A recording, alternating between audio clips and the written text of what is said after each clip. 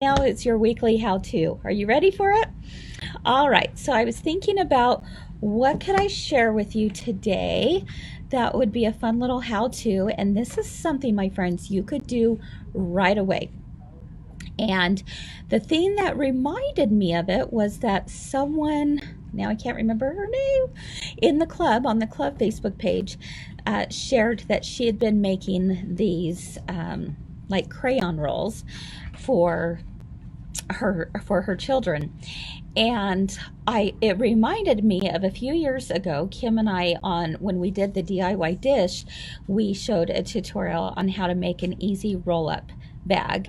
And so it would be perfect for crayons or makeup brushes. I've seen people use them for crochet or knitting hooks or something like that. Oh, it was Alana. Thank you, Alana. I knew it was right on the tip of my tongue. Alana's the one who shared that, and I thought, oh, that is such a great idea. I forgot about that, and I thought, well, I'm going to go ahead and show everyone here how to do one because they really are easy, and I bet you already have the supplies needed to make one.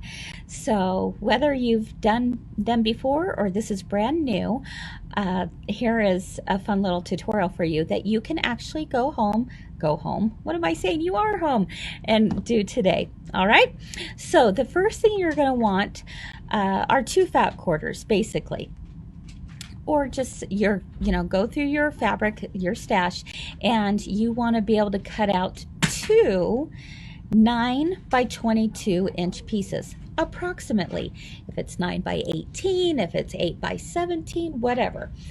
It doesn't matter. The technique is the same regardless, but you want to have about twice as long as you do tall. So I like to, if I get a fat quarter, I know that I'll be able to have, and I cut it right in half, I'll have 2 9 by 20-ish inch pieces that I can use for my roll up. So let me show you though real quick what I'm talking about for those who might not know. This is a screenshot I took of one we did a few years back of a crayon roll up.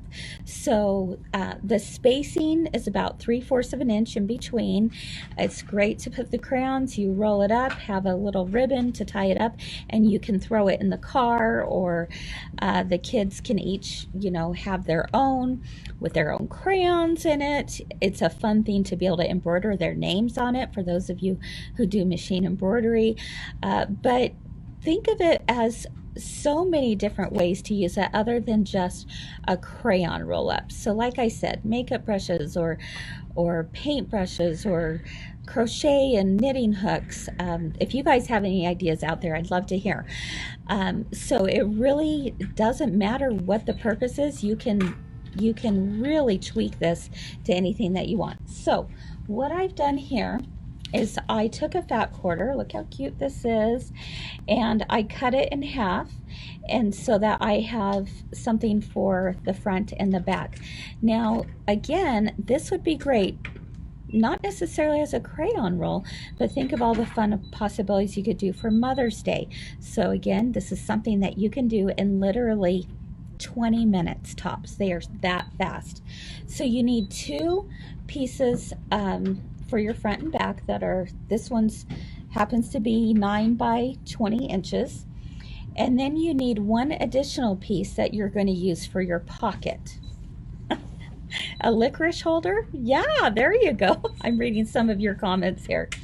You're also going to cut this piece, this is your pocket piece, you're going to cut it to be the same exact size, but then you fold it in half with the wrong sides together. Okay, that's going to become your pocket. So let me bring you over to the ironing station. Let's see, Sherry says she made one for colored pencils, just taller. Yeah, exactly. So just kind of measure what it is that you want to put in it. You can make it taller or wider or whatever you want. Silverware for the picnic basket. That's a great idea, Deanna. Okay, so here we go. Then you'll want a piece of, I like to use fusible fleece. Fusible fleece has a bumpy side, which is your glue side, and then the smooth side.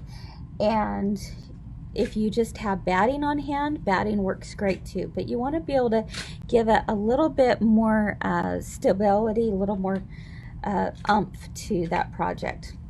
So what you'll do is you'll take one of your pieces for the front or back, and you'll just fuse the fusible fleece bumpy side down to the back side of the fabric, just like that. And then take your iron and press it all the way down so it's all in place. Okay. It's going to look something like this. And remember the pocket piece that I talked about earlier? That is also the same exact size as what is right here, but I have folded it in half, again, wrong size together, and created a pocket. Now, if you wanted to, you could top stitch along that fold just to give that pocket a little more stability, but you don't have to. That's just an extra step that if you want to, you could top stitch right along there. Then you place it with the raw edges down on top of this quilt sandwich that you just made. All right, and you just place it down like that. You can pin it in place in a few spots if you want to, and then it's time to create your channels. So to create a channel or a pocket, if you want to call it, all you have to do is take it to the sewing machine, and you know what, let me go ahead and bring this over here so you can see how I do this. Okay, today I am sewing on the Baby Lock Aria.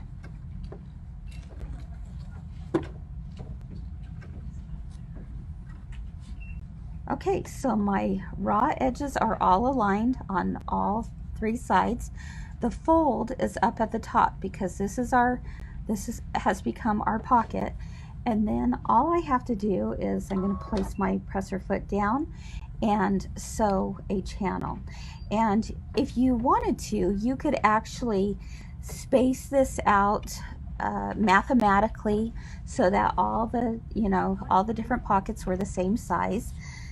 And you could draw your lines on beforehand, like perhaps with a friction pen or a chalk pen or, you know, a water soluble pen, whatever you want.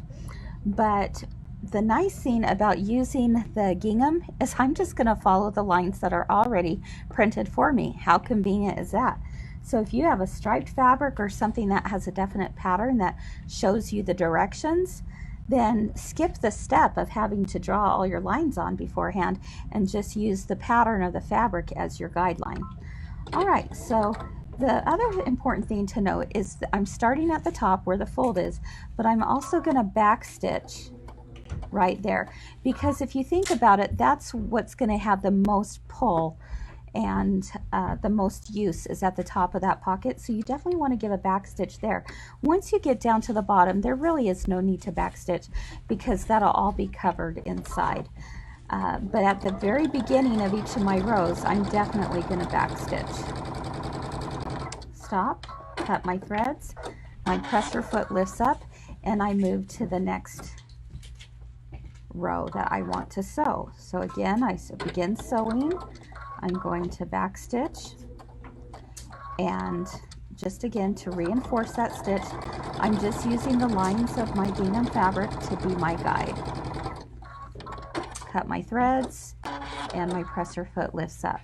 So I'll continue doing that same process all the way down. All right, so far, are there any questions? I will also tell you that if you're wanting to do it as a crayon roll, then the spacing for the crayons are about 3/4 of an inch apart from each other. So I do know that one for sure because I've done a crayon roll a few times in my lifetime. So 3/4 of an inch will give you that perfect one. So you can see here that I have finished that entire pocket, and I have all the little mini pockets, if you will, going all the way down. And on this one, I decided that I'm going to put in anything and everything that I want. So whatever it might be, I'm going to put it in there. I think, oh, I just thought of something. This would be great for like USB sticks even. For those of you who machine embroider, I might put, you know, a little space in there for all my USB sticks. That might be fun. There's lots of things you can do this for, right? So all I do is I'm sewing my channels. It doesn't matter how wide, you can have it variants so that you can fit different size things in. Once that is done, you're going to take whatever kind of tie that you want to do, and I thought it would be really cute to do rickrack on mine. Sherry says notions would be a good idea. I love that. You could put in, you know, your seam ripper, your rotary cutter, scissors, those things. I love that.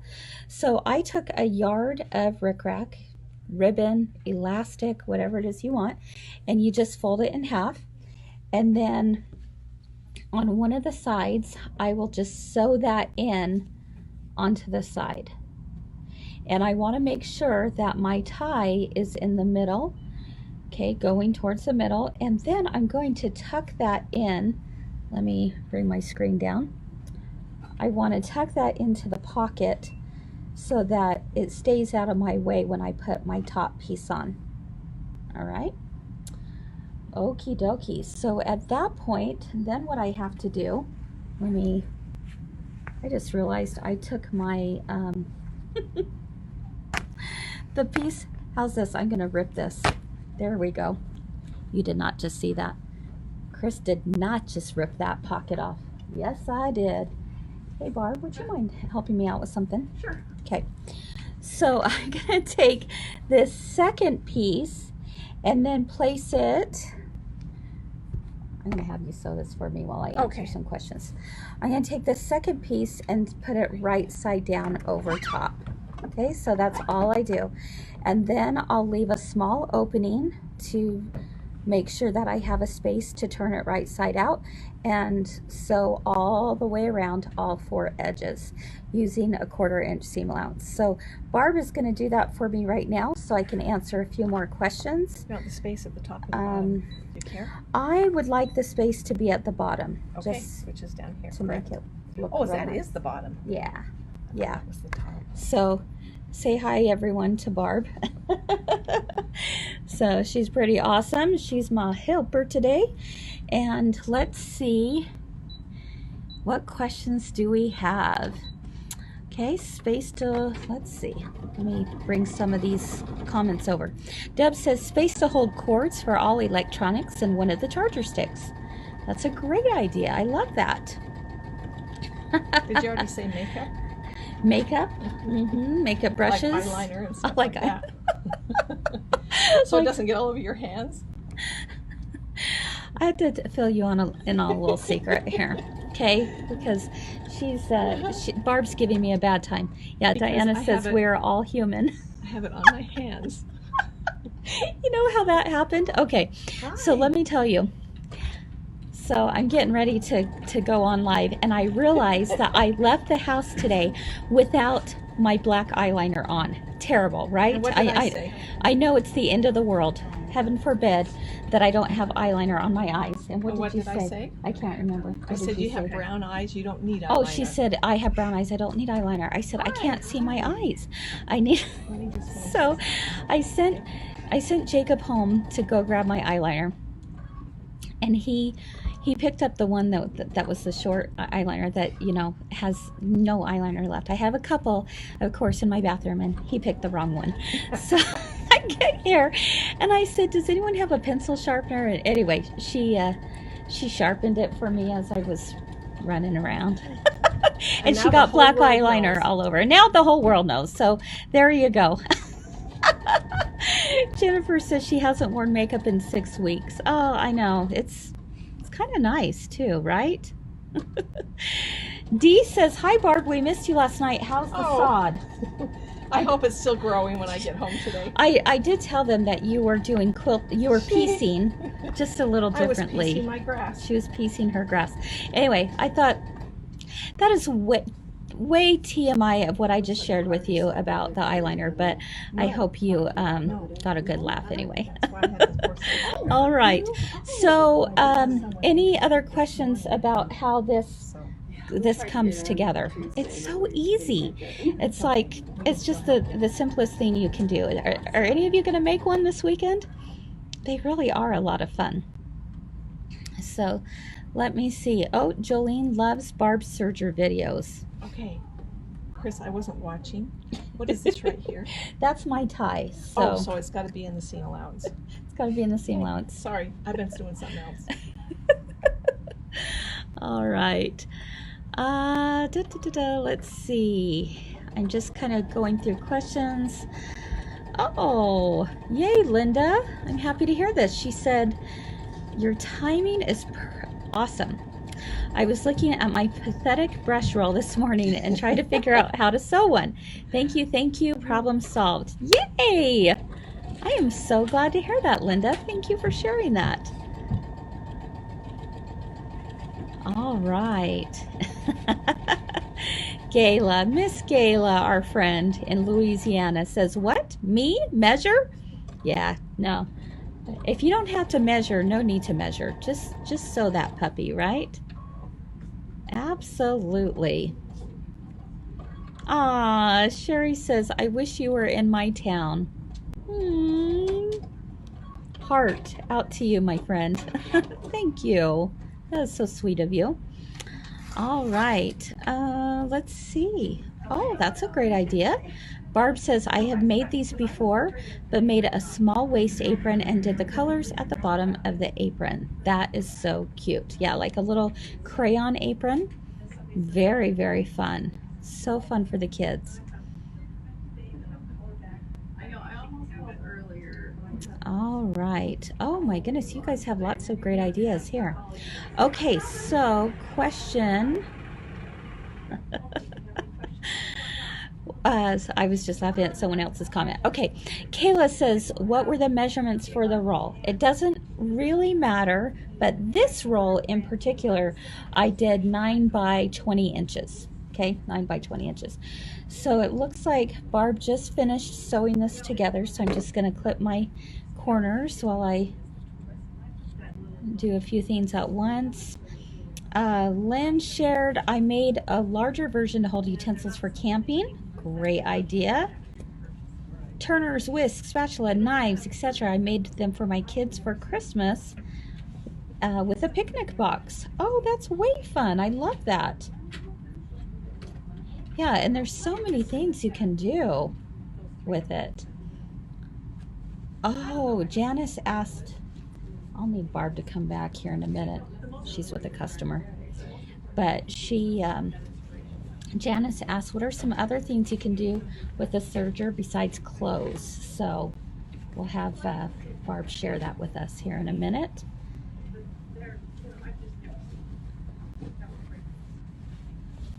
Kris shared, you could make it there were 2 rolls to place more crayons or whatever. Oh, like 2 rows, I'm guessing, 2 rows of pockets is my guess that you're saying, Kris Spencer. I think, yeah, you're absolutely right. You could make it taller, make 2 rows of pockets and have a place for more crayons. I love that. Gloria asks, have we ever tried using mesh or vinyl for the pocket? Yes, you definitely could. I have, I've used both, so that is a definite. You could absolutely do that. Mesh or vinyl would be a great idea, and then you can actually see through it, which is really fun. Okay, so here we go. Sue said you can make a combination placemat with utensil holders at the edge and roll it up for a picnic. I love that. It's a great idea, Sue. And Marianne said I made one with my hairbrush, comb, curling iron for traveling. Oh my goodness, so many fun ideas, you guys. I love it. Okay, so this is basically it. I just turned it right side out. You can see the opening right here. So all I would do to finish this is just go back and top stitch it. And then as you roll it up, Let's see. Bring here. Take a look. You can roll it up. And you've got your ties here. I would give this a good press with an iron, of course. And then if that tie is a little bit bigger than you want, you could cut it off. Or I also like the idea of just wrapping it around a few times. Of course, if this was full of stuff, you would, you know, it would be different. But look how fun that is. Isn't that cute? I love florals with gingham. Can we just say that? Love, love, love. Look how cute. So here's my pair of scissors. I could put that in a pocket.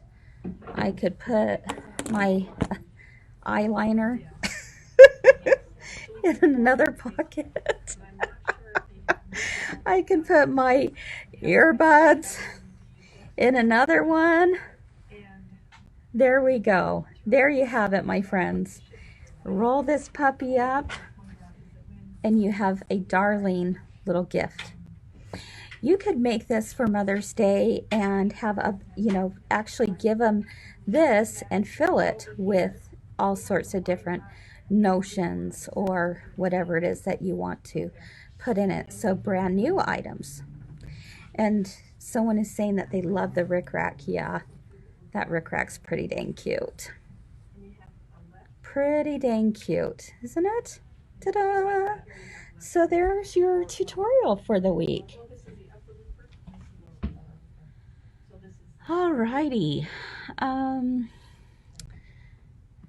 Debbie shared, that is so cute. Love it. Great gift idea for my grandkids. Yay. Thank you, Debbie. A great travel roll. Sandy says, I am too funny. I'm a dork. I'm a dork. Alrighty. All right, so if you have any other questions, let me know. And again, the sizes that I used, it doesn't matter, you can do it whatever size you want, but the sizes I used on this one was a 9 by 22. So basically 2 fat quarters, and I was able to make something super cute, really easy and fun. Oh yes, Joyce says that put candy in it as a good holding place. Very important. Nobody touch Mama's crayon roll, aka candy roll. All right. Yep. Marianne says, so versatile, can be repurposed for so many things. Absolutely.